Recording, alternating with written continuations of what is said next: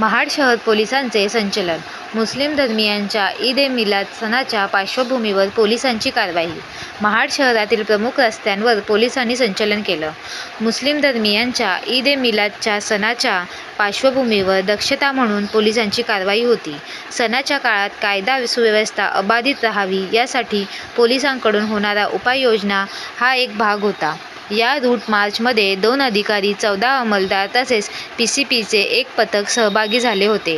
शहरातील पिंपळपार नाका, बाजारपेठ मार्ग, भगवानदास बेकरी, छत्रपती शिवाजी महाराज चौक, चौदार तळे, खारकंड मोहल्ला, साळीवाडा नाका या मार्गावरून हे संचलन करण्यात आले.